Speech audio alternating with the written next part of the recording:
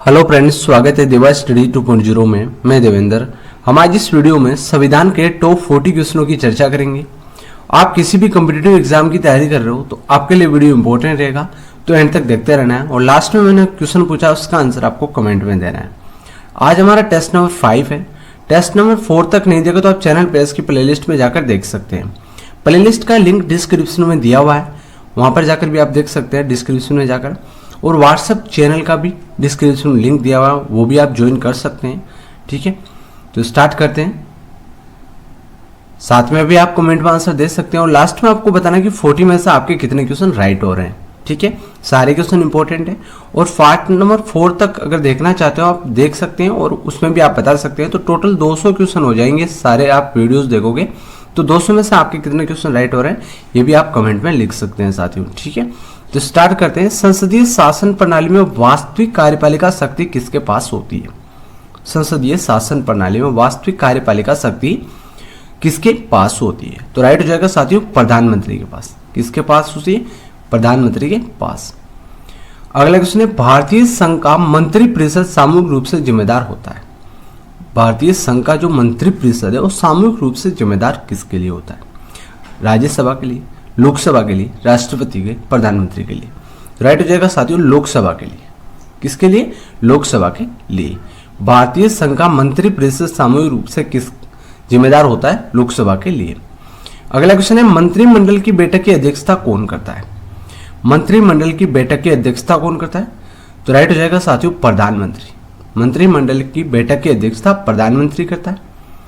अगला क्वेश्चन है, संघीय मंत्रिमंडल की बैठक का सभापतित्व कौन करता है? संघीय मंत्रिमंडल की बैठक की सभापतित्व कौन करता है? तो राइट हो जाएगा प्रधानमंत्री। ठीक है, डी ऑप्शन राइट हो जाएगा इसमें।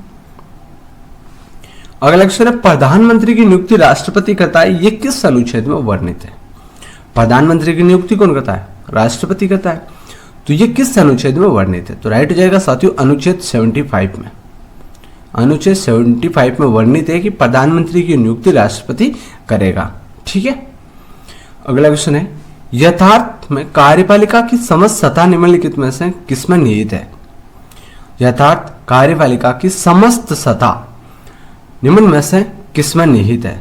तो राइट हो जाएगा मंत्रिपरिषद में। किसमें? मंत्रिपरिषद में। मंत्रिपरिषद का अध्यक्ष कौन होता है? मंत्रिपरिषद का अध्यक्ष कौन होता है? तो राइट हो जाएगा प्रधानमंत्री। मंत्रिपरिषद का अध्यक्ष होता है प्रधानमंत्री।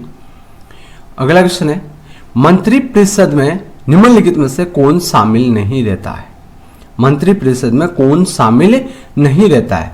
तो साथियों इंपॉर्टेंट क्वेश्चन हो जाएगा, ध्यान रखना है। कैबिनेट मंत्री है शामिल, उप मंत्री है, राज्य मंत्री है, लेकिन संसद का सचिव होता है, संसदीय सचिव, ये मंत्रिपरिषद में शामिल नहीं रहता है। तो इंपॉर्टेंट क्वेश्चन हो जाएगा, मंत्रिपरिषद में कौन शामिल नहीं रहता है? तो ये आपका राइट हो जाएगा संसदीय सचिव। लेकिन शामिल कौन कौन है? कैबिनेट मंत्री भी है, उप मंत्री भी है और राज्य मंत्री भी है। ठीक है, अगला क्वेश्चन है, भारतीय संविधान में निम्नलिखित में से किस पद का उल्लेख नहीं है? संविधान में, भारत के संविधान में किस पद का उल्लेख नहीं है? किस पद का उल्लेख नहीं है? तो ध्यान रखना है, उप प्रधानमंत्री का उल्लेख नहीं है भारत के संविधान में, उप प्रधानमंत्री का। ठीक है, अगला क्वेश्चन है, भारत के प्रथम उप प्रधानमंत्री कौन थे? संविधान में उल्लेख नहीं है, फिर भी भारत में उप प्रधानमंत्री बने थे। लेकिन भारत के प्रथम उप प्रधानमंत्री आपसे पूछा जाए, वर्तमान में कोई प्रधानमंत्री नहीं है, बट प्रथम उप प्रधानमंत्री आपसे पूछा जाए तो ध्यान रखना सरदार वल्लभ भाई पटेल भारत के प्रथम उप प्रधानमंत्री थे। ठीक है, अगला क्वेश्चन है, निम्नलिखित में से कौन सा एक प्रस्ताव भारत में मंत्रिपरिषद रख सकती है? कौन सा एक प्रस्ताव है जो भारत में मंत्रिपरिषद रख सकती है? तो वो है विश्वास प्रस्ताव। विश्वास प्रस्ताव है वो मंत्रिपरिषद रख सकती है। संघीय मंत्रिपरिषद अपने आचरण के लिए किसके प्रति उत्तरदायी होती है? किसके प्रति उत्तरदायी होती है? लोकसभा के प्रति। तो आपका बी ऑप्शन राइट हो जाएगा इसमें। अगला क्वेश्चन है, स्वतंत्र भारत के प्रथम लोकसभा अध्यक्ष कौन थे? स्वतंत्र भारत के प्रथम लोकसभा अध्यक्ष कौन थे? तो वो थे गणेश वासुदेव मावलंकर। गणेश वासुदेव मावलंकर। लोकसभा का सचिवालय किसके प्रत्यक्ष पर्यवेक्षण एवं नियंत्रण में कार्य करता है? लोकसभा का सचिवालय किसके प्रत्यक्ष पर्यवेक्षण एवं नियंत्रण में कार्य करता है? तो वो है साथियों लोकसभा अध्यक्ष के नियंत्रण में कार्य करता है। अगला क्वेश्चन है, कोई विधेयक धन विधेयक है या नहीं, इसका विनिश्चय अंतिम रूप से कौन करता है? कोई विधेयक है जो धन विधेयक है या नहीं है, इसका निश्चित या उसे अंतिम रूप से कौन बताता है कि यह धन विधेयक है या नहीं है? तो वो है साथियों लोकसभा का अध्यक्ष। ठीक है, लोकसभा अध्यक्ष अंतिम रूप से विधेयक को निश्चित करता है कि यह धन विधेयक है या नहीं है।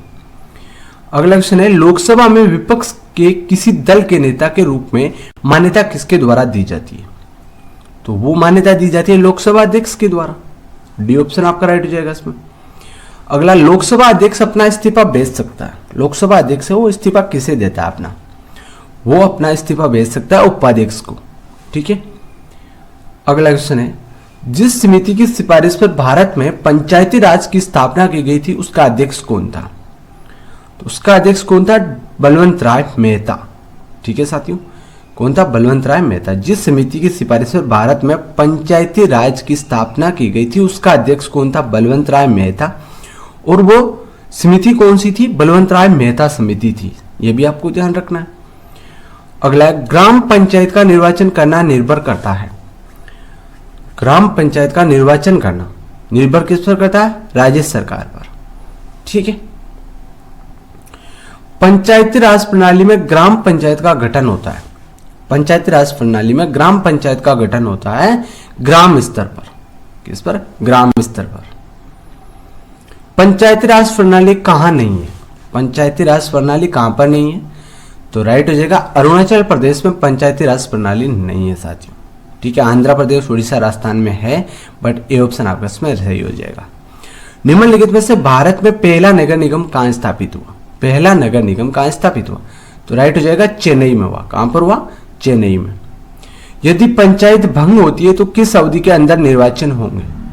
पंचायत भंग होगी तो किस अवधि के अंदर निर्वाचन, वहां पर चुनाव कराने होंगे? तो राइट हो जाएगा 6 माह के अंदर। कोई पंचायत भंग होती है तो वहां पर किस अवधि तक वापस चुनाव होने चाहिए? 6 माह के अंदर अंदर चुनाव होने चाहिए। पंचायत स्तर पर राज्य सरकार का प्रतिनिधित्व कौन करता है? पंचायत स्तर पर राज्य सरकार का प्रतिनिधित्व कौन करता है? ग्राम सेवक करता है साथियों। ठीक है। अगला क्वेश्चन है, पंचायती चुनाव के लिए उम्मीदवार की न्यूनतम आयु सीमा होनी चाहिए। पंचायती चुनाव के लिए उम्मीदवार की न्यूनतम आयु सीमा 21 वर्ष होनी चाहिए साथियों। सरपंच का चुनाव लड़ने के लिए कम से कम 21 वर्ष उम्र होनी चाहिए। राष्ट्रीय पिछड़ा वर्ग आयोग की स्थापना कब हुई? राष्ट्रीय पिछड़ा वर्ग आयोग की स्थापना कब हुई? तो ध्यान रखना 1993 में हुई थी साथियों। दल बदल विरोधी कानून से संविधान का कौन सा संशोधन संबंधित है? दल बदल विरोधी कानून से संविधान का कौन सा संशोधन संबंधित है? तो ध्यान रखना, वेरी वेरी इंपॉर्टेंट क्वेश्चन है। 52वां संविधान संशोधन है, ये दल बदल विरोधी कानून से संबंधित है और ये 10वीं अनुसूची में दल बदल विरोधी कानून है। 10वीं अनुसूची को बाद में जोड़ा गया था। कब जोड़ा गया था? 1985 में जोड़ा गया था और ये 52वां संविधान संशोधन था। यहां पर आप डिटेल में पढ़ सकते हैं स्क्रीनशॉट लेकर। भारतीय संविधान की 10वीं अनुसूची देख सकते हैं यहां पर, 10वीं अनुसूची जिसे लोकप्रिय रूप से दल बदल विरोधी कानून कहा जाता है। ठीक है। वर्ष 1985 में 52वें संविधान संशोधन के द्वारा लाया गया ये दल बदल क्या है? तो ये दल बदल है साथियों, दल बदल करने वाले सदस्यों को अयोग्य ठहराने संबंधी प्रावधानों को परिभाषित करता है। तो यहां पर ये पूरी डिटेल आप पढ़ सकते हैं। दल बदल विरोधी कानून ये 10वीं अनुसूची में है और 10वीं अनुसूची को बाद में 52वें संविधान संशोधन 1985 में जोड़ा गया था। संविधान में अनुसूचियों में पहले अनुसूचियां 8 थी, अभी वर्तमान में 12 अनुसूचियां हैं। अनुसूचियों का वीडियो चाहिए तो आप चैनल पे इसकी प्लेलिस्ट में जाकर पूरे अनुसूचियों का वीडियो देख सकते हैं साथियों। ठीक है। किसी क्षेत्र को अनुसूचित जनजाति क्षेत्र घोषित करने का अधिकार किसके पास है? तो वो है राष्ट्रपति के पास। ठीक है, सी ऑप्शन राइट हो जाएगा। भारत में पंचायती राज प्रारंभ किया गया था। पंचायती राज प्रारंभ कब हुआ था? तो ध्यान रखना 1959 में, सॉरी हाँ सही है, 1959 में भारत में पंचायती राज प्रारंभ किया गया था। ठीक है, डी ऑप्शन राइट हो जाएगा आपका। अगला क्वेश्चन है आपका, भारत में संविधान में प्रथम संशोधन हुआ था। भारत के संविधान में प्रथम संशोधन कब हुआ था? तो ध्यान रखना है 1951 में प्रथम संशोधन हुआ था। प्रथम संशोधन में क्या हुआ था, यहां पर आप पढ़ सकते हैं। प्रथम संविधान संशोधन वर्ष 1951 में अंतिम संसद द्वारा पारित किया गया था, जिसके सदस्य संवैधानिक सभा के हिस्से के रूप में संविधान का मसौदा तैयार करने का काम समाप्त कर चुके थे। प्रथम संशोधन अधिनियम अनुच्छेद 15, 19, 85, 87, 174, 176, 341, 42, 372, 376 में संशोधन किया था। इन सभी अनुच्छेदों में प्रथम संविधान संशोधन 1951 में इन सभी अनुच्छेदों में संशोधन किया था। तो ये आपको ध्यान रखना है, इंपॉर्टेंट क्वेश्चन है। तो अगला क्वेश्चन है आपका, किस संविधान संशोधन अधिनियम द्वारा वयस्क मताधिकार की आयु 21 वर्ष से घटाकर 18 वर्ष कर दी गई थी? तो ये कौन सा संविधान संशोधन था जिसमें वोट देने का अधिकार को 21 वर्ष से घटाकर 18 वर्ष कर दी गई थी?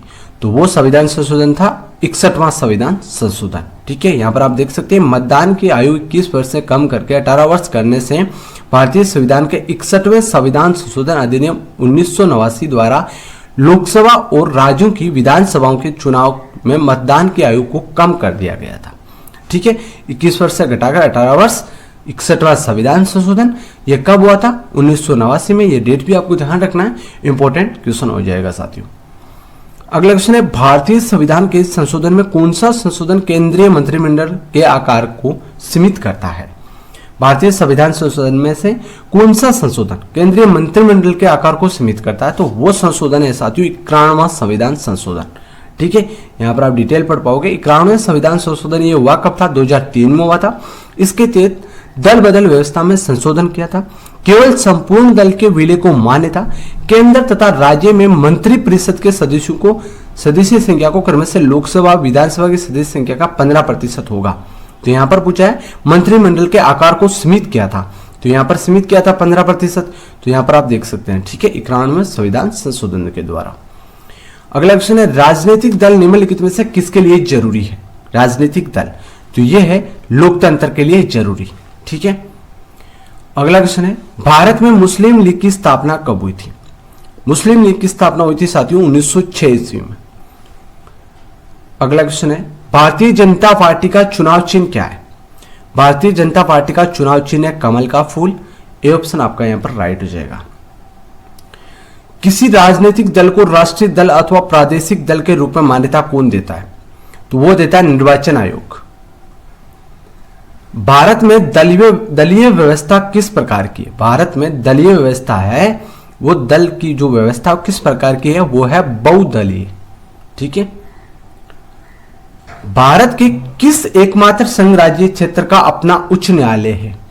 भारत का कौन सा एकमात्र केंद्र शासित प्रदेश है जो जिसका खुद का उच्च न्यायालय है, जिसका अपना उच्च न्यायालय है? वो है साथियों दिल्ली। ठीक है, अगला क्वेश्चन है, अंतर्राज्यीय परिषद की स्थापना कब हुई? अंतर्राज्यीय परिषद की स्थापना कब हुई थी? डेट ध्यान रखना, 28 मई 1990 में हुई थी साथियों। अंतर्राज्यीय परिषद की नियुक्ति कौन करता है? कौन करता है नियुक्ति? तो राष्ट्रपति करता है। तो ये ध्यान रखना, बी ऑप्शन आपका यहां पर राइट हो जाएगा। तो साथियों 40 क्वेश्चन हमने कर लिए, इसका आंसर आपको कमेंट में देना है। भारत में योजना आयोग का गठन कब हुआ था? ठीक है, इंपॉर्टेंट क्वेश्चन है, वेरी तो मैंने आपसे पूछ लिया है। और साथ में आप नीति आयोग का यहां पर लिख सकते हैं कि नीति आयोग योजना आयोग को नीति आयोग में कब परिवर्तित किया था, वो भी आप बता सकते हैं। पीछे हमने वीडियो में चर्चा भी की थी बाकी पार्टों में। और योजना आयोग का गठन कब हुआ ये भी हमने बताया, तो ये भी आपको लिखना है यहाँ पर। ठीक है, और 40 में से आपके कितने क्वेश्चन राइट हो रहे हैं ये आपको कमेंट में लिखना है। ठीक है, वीडियो को लाइक कर देना है, चैनल को सब्सक्राइब जरूर कर देना है, जिससे इस प्रकार के लेटेस्ट वीडियो मिलते रहेंगे। ठीक है, जय हिंद।